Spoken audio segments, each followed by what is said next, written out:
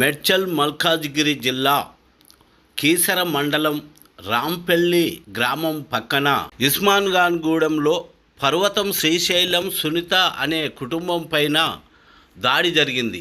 పర్వతం కుమారు, అనిత, పద్మ, రోహిత్, నరేష్, శ్రీధరు మొదలగు వారు దాడి చేయగా పక్కనే నివసిస్తున్న కళ్యాం చంద్రయ్య కుటుంబ సభ్యులు ఏంది గోలా అని ప్రశ్నించడంతో వాళ్ళు కళ్యాం అంజనేయులు మాటలు విని కళ్యాం చంద్రయ్యపై భౌతిక దాడి చేశారు. రవి పైన కూడా చేశారు.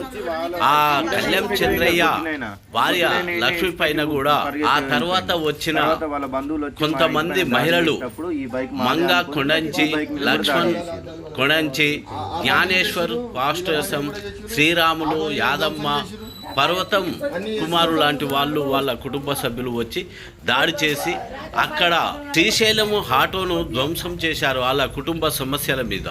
అదేవిధంగా వద్దు అన్నందుకు పక్కనే ఉన్న కళ్యాం చంద్రయ్యపై దాడి చేసి ఆ కుటుంబం పైన దాడి చేసి ఇష్టం వచ్చినట్టుగా దాడి చేశారు.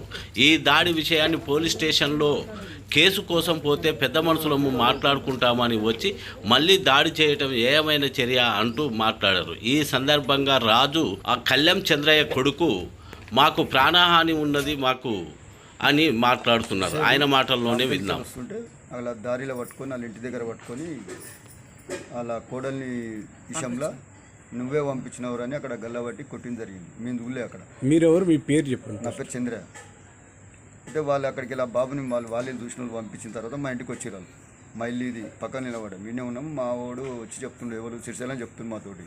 చెప్తుంటే వాళ్ళ కొడుకు మంగమ్మ కొడుకు బండి వేసుకొని ఒక రేంజ్లో వచ్చిండు. ఇడికి మా కొడుకు పక్కన నిలబడ్డాడు. మేము విన్నే తానం చేసి ఫ్రెష్ అప్ గీయడం నిలబడుతుంది. నెత్తి కూడా ఆరలేదు. వచ్చి రాగానే వాడిని కొట్టాడు. వాడిని కొట్టిన తర్వాత మావాడు ఎట్లా కొడుతున్నాడు అనిపోతుంటే మావాడిని కూడా వేసిండు గుంజుడు. ఇక నాకు ఎట్లా అనిపించి ఇక బండికి దొరుకుతలేడు, మాకు చేతి దొరుకుతలేదు. కట్ట తీసుకొని నేను బయటకు వచ్చాక పరారు వేగబడి మాకు దొరకలేదు. మళ్ళీ తర్వాత వాళ్ళ బావ, వాళ్ళ అక్క, వాళ్ళ అమ్మ అందరు వచ్చి ఈ దారుణం అయింది. బద్దాలు వాళ్ళ కొట్టుడైంది, కొట్టుడైంది, జరుగుడైంది. ఎవరు మీరు కొట్టిరా? మమ్మల్ని కొట్టిన వాడు మా భార్యను కొట్టిన తర్వాత వాళ్ళ చెల్లెలు మంగమ్మ చెల్లెలు అక్కలు వినాయక నగర్ నుంచి వాళ్ళ చుట్టాలు బలగం మొత్తం వచ్చారు. జుట్టెంటుకలు పట్టి లంచాలి అడ్డగోలిగా మాటలు మాట్లాడి ఇష్టం వచ్చినట్టుగా మాటలు మాడి జుట్టెంటుకలు పట్టి గుద్ది గోడకేసి గుద్ది. విలేకరులకు నమస్కారం అండి. మేము మాది ఉస్మాన్ఖాన్ గూడెం విలేజ్. మేము వచ్చి మా ఇంటి పేరు కల్లెమూలం. వీళ్ళు వచ్చి తూర్పాట పర్వతం వాళ్ళు. సో మన ఇంటి ముందు రెంటుకుంటారు. మేము పొద్దున్న లేస్తే ఒకళ్ళ ముఖాలు ఒకళ్ళు చూసుకునే వాళ్ళం. సో అయితే వీళ్ళు మన ఇంటి ముందు రెంటుకున్నారు కాబట్టి ఎవరో ఒక పర్సన్ వచ్చి వాళ్ళ ఫ్యామిలీ విశేషాలు ఏమున్నాయో తెలియదు.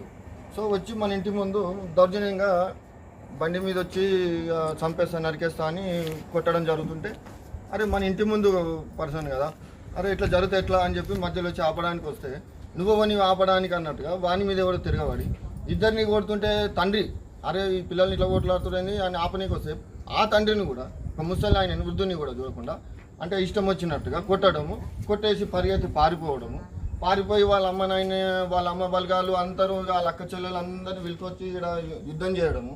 నేను పోలీస్ వాళ్ళకి ఫోన్ చేసి వెంబడే పిలిపించి వాళ్ళు సెంటరింగ్ రాడ్స్ ఇంకా వేరే రాడ్స్ పట్టుకొని వచ్చి ఆడ కూర్చున్నారు.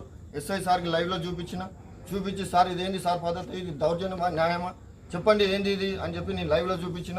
సరే వచ్చిండు ఉన్న పర్సన్ని ఇంత దారుణంగా కొట్టడం ఎందుకని మధ్యలో పోయినందుకు మమ్మల్ని అరే వీడు ఉంటే వీళ్ళు అడ్డం వస్తుర్రా ఫస్ట్ వీని మీద చూసుకుందామని మా కులపోడు మా పాలోడు అరే వీళ్ళు అడ్డం ఉంటే వీనితోటి కాదురా అని మొత్తము కొట్టిపించి ఒక స్కెచ్ చేసి ఒకరి మీదికి దౌర్జన్యం చేపించి ఈ వీళ్ళ ఫ్యామిలీస్ ప్రాబ్లమ్స్ ఏమున్నాయో తెలియదు అవన్నీ తిప్పి మా మీదికి చేసి అయ్యో అని పోయినందుకు కుటుంబాన్ని మొత్తం ఈరోజు పోలీస్ స్టేషన్లో ఇదే విషయం ఏంది సరే పోలీస్ కేసు పెట్టుకున్నాం, మీరు ఎస్ఐ అన్నాడు మీరు రండి పోలీసులో మాట్లాడుకుందాం అంటే పోయి పోలీస్ స్టేషన్లో నిల్చున్నాం. సాయంత్రం 5 గంటల వరకు అయింది.